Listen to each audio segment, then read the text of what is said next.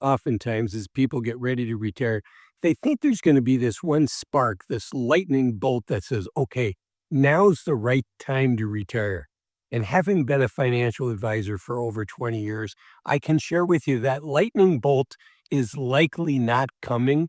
And if you're waiting for that, you might waste 2, 3, 5 years that you could have been retired. So in today's video, I want to share with you an excellent article that talks about some of the motivations that say, okay, you're ready to retire now. The article's written by a company called Bolden, more about Bolden later, but it's called Retirement Motivations. Are you stumbling towards or joyfully leaping into retirement? I want you to joyfully leap, but I don't want you to wait for the perfect moment. So let's see what the author, Kathleen Coxwell, has to say. The first is she says the happiest and best reason to retire is financial confidence. And she says, and one of the things I like about this article is she shares quotes by people that use the Bolden software. And this is a quote by Janice. Janice says, I had always enjoyed working, but one day I just looked up and said, I'm ready to get off. I was 64 and I'd begun working when I was 14. Mea culpa, very similar for me, started working very, very young.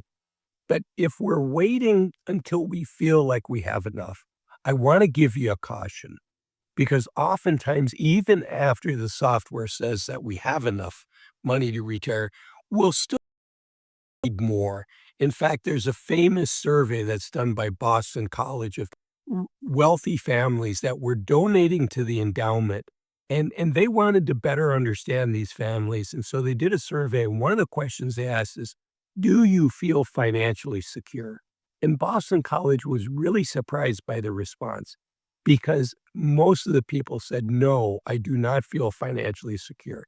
And these are people that had enough money to write a check to the college for, 50,000, 100,000 or more dollars. In fact, one of the families had $500 million, and almost across the board, people responded that they do not feel financially secure, and the amount that they would need is double what they currently have.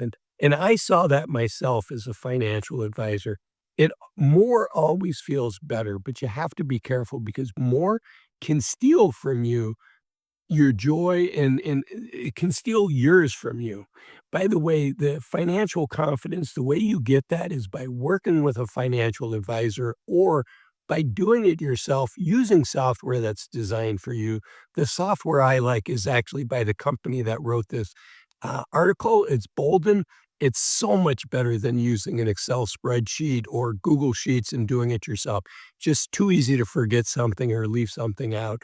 Bolden used to be called New Retirement, and there's a link where you can sign up. It's only $10 a month, and if you use the link in the description, you'll be supporting the channel. There's also a link right here. You can just scan the QR code. Okay, let's keep going. The next one is a health event often spurs the retirement decision. Again, another person, David, wrote that he jumped into retirement after seeing too many people miss out on happy times. His quote is, I had seen many people work too long and only retired due to ill health. I wanted to enjoy retired life while I was still healthy. I did start a little business, but now I control my own schedule and I'm able to do what I enjoy. So, I want you to retire when you're healthy, when you deserve it. But when your health is good enough that you can do the things that you always dreamed about doing, but you haven't been able to do. Okay, the death of a loved one can also refocus you on the value of time over money. And again, let's not wait until somebody dies to motivate us. That's why I'm doing this video. That's why I'm going through this article is to get you to think about, what would happen if one of your siblings passed away? What would happen if your spouse or your best friend passed away? And if that would motivate you to retire, maybe do it anyways before, have that financial security. This isn't financial advice. You want to make sure you have enough to retire. But many, many people, even after they have enough to retire, don't make that leap. Okay, the next one is ageism and forced retirement. And according to an April 2024 by Edward Jones, 40% of retirees were forced into early retirement.